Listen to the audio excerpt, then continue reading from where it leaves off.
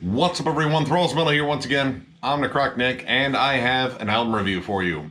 So another one that came out on the 7th of January in 2022, a fresh year for metal, was the debut album from Necrophagous, In Chaos Ascend. That is Necrophagous, not Necrophagist.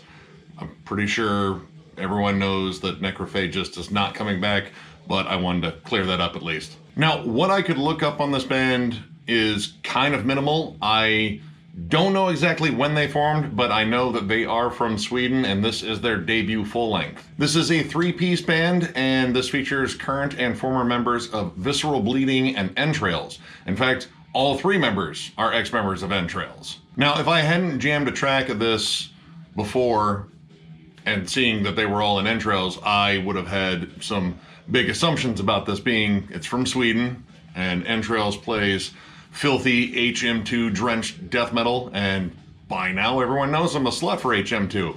This is not that. This is more akin to old school death metal, but more like Floridian, and especially Morbid Angel. Get ready for me to bring up Morbid Angel a lot on this one, in fact. But it's not just that. There's definitely moments of death thrash. In fact, I saw this described as death thrash too, and I think it's definitely more death metal, but there's definitely moments that are akin to bands like Vader, and I would even say Decapitated in terms of like the chuggy, palm-muted riffing that is going on here. Pretty much all the time, except for all the other times that they are playing some very Morbid Angel riffs. Again, I'm going to be bringing up that band quite a bit on this one. So of course, because it's a thing, everyone has to have an intro, there is an intro track in here, The Binding, which is chanting that gets progressively more and more evil. Like, it's kind of like the Kali Ma chant, except with more Satan.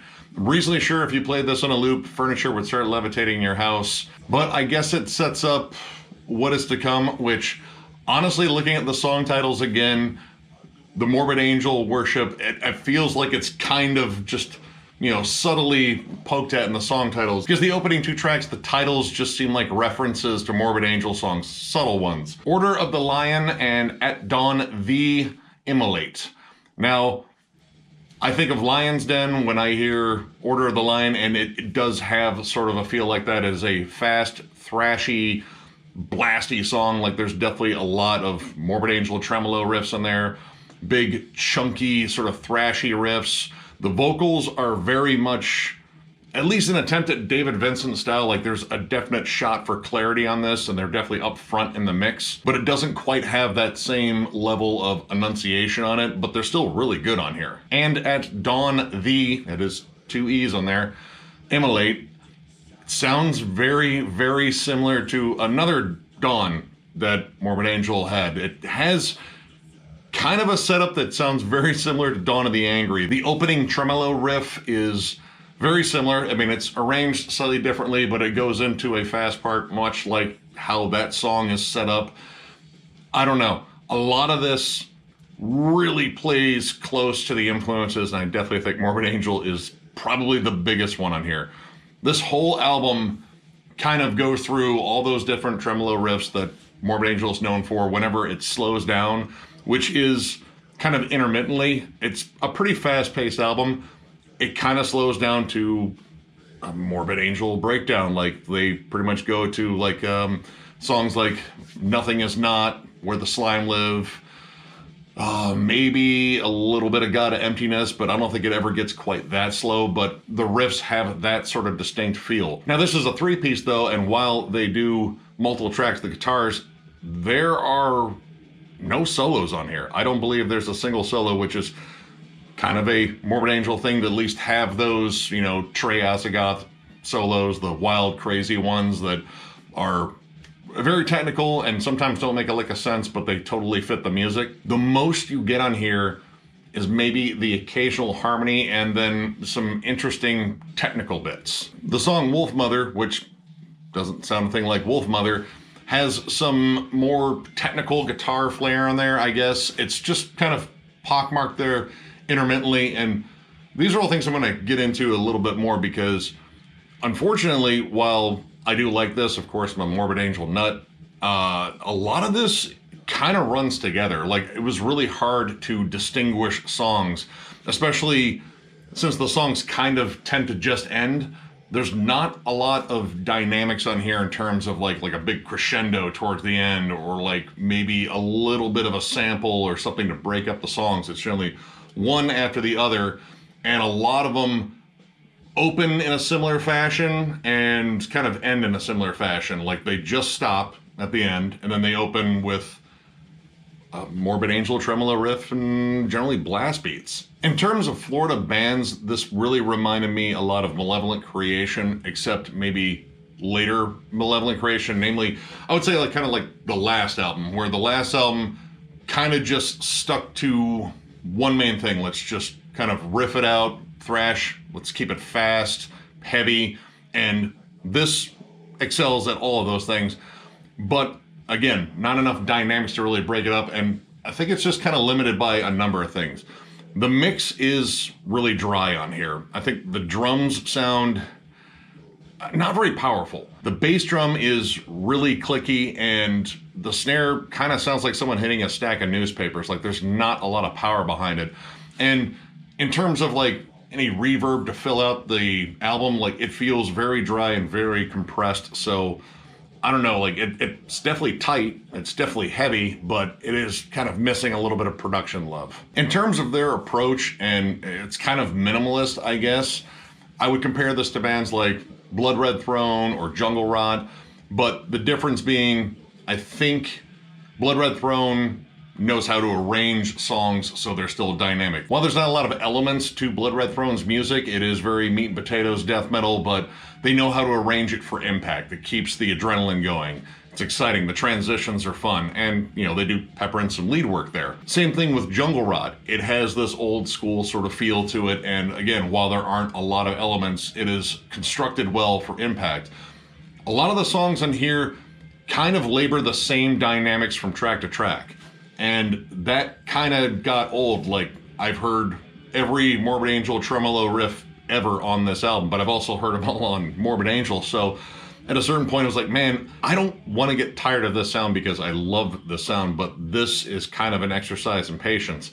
And this is a 45-minute long album, and I feel like it could have been trimmed by 15 minutes. Like, there's a lot of tracks in here that feel like they are kind of filler because, again, they're doing the same thing that the track possibly previous to it was doing. And that makes this a particularly long 45 minutes. But this isn't all bad. In fact, I don't think any of it is necessarily bad. It's just very repetitive. And when they do sprinkle in some moments to break up songs, they kind of like to sprinkle in the same moments. But, you know, you do get some cool moments. Again, Wolf Mother, I think, is a particularly good track. I like the fact that it takes a more thrashy stance. Like, it has kind of a thrashy gallop to the riffs. It doesn't lay on the Morbid Angel stuff as much because, again, they kind of go to the Morbid Angel well, which is filled with, I don't know, like Cthulhu blood or some horse shit, and they take a drink every track. But when they use it less, that kind of makes the song stand out. The songs The Plague and the Arts and Wreaker of Pain actually take a nice step away from all the Morbid Angel stuff and kind of throw in some really interesting dynamics. Honestly, those two songs really stood out on the album just because I think the transitions were quicker, they were a little bit different. Again, they weren't going to the Morbid Angel stuff. They kind of brought in some more technical riffs, some really cool change-ups, and I don't know, they just flowed better. I think the fact that the transitions came quicker and they weren't just laying on the tremolo and just doing, you know, the Dave Vincent vocals the entire time, they kind of broke up the vocal cadences a bit. It made the song stand out. Wreaker of Pain actually has like one of the most standout melodies on it, and it's a good repeated melody. Now, they do go to the Morbid Angel well because it's clearly full and they have not drained it dry yet, but the fact that they didn't do it the entire time really made those songs stand out. Again, my main issue with this was it was a lot of rinse and repeat, and even if it's repeating something that I like, again, Morbid Angel riffs, who the fuck doesn't love them? I mean, if you love death metal, there's a damn good chance you do. But if I'm hearing them all the time and they're all kind of similar ones, you can get tired of it. I feel like there's just so much that could be added to this. But at the same time, this is a debut album.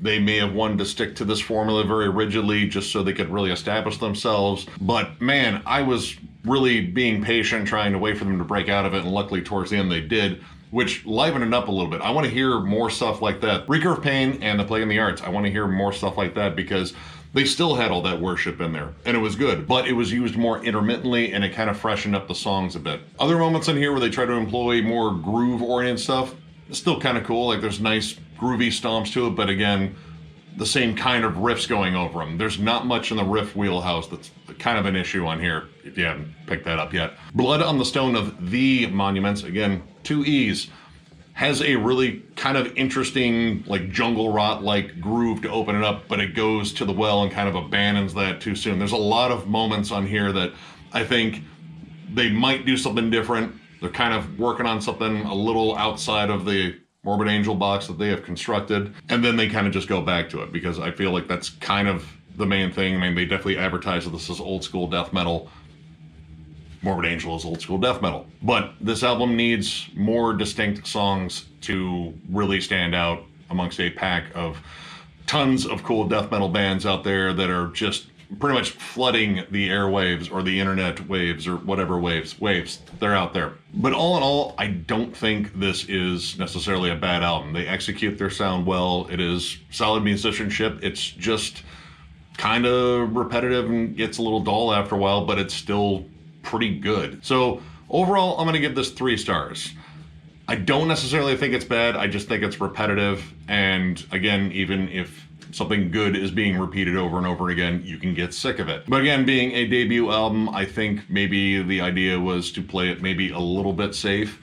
I would love to hear more dynamics and just a little bit, I don't know, more variety on the next album, because I do want to hear more by this band. I did enjoy a good chunk of this. It just kind of got to be a bit long. Like, if this was maybe 30 minutes, I don't know, it might have been a better listen, just because maybe there'd be less repetition. Like, they would bring in like the different tracks to kind of break up the mood a bit. Again, if you like old school death metal, I think this is a band worth checking out.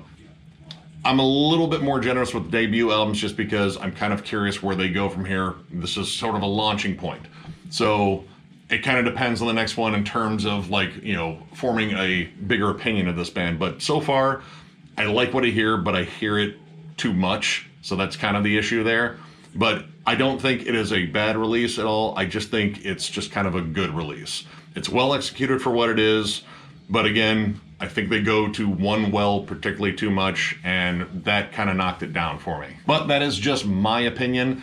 I think you should definitely check it out. Purchase it if you would like to, or check it out on Transcending Obscurity's YouTube channel. That's where I streamed it. As always, I always want you guys to form your own opinions and check it out yourself. That's one of the main things, but I want you to at least check it out for sure. So if you enjoyed this review, give it a thumbs up, and if you are new to the channel, subscribe, because we do stuff like this all the time. We are also on Patreon. If you would like to help us out there will be a link down below in the description. We also have shirts for sale.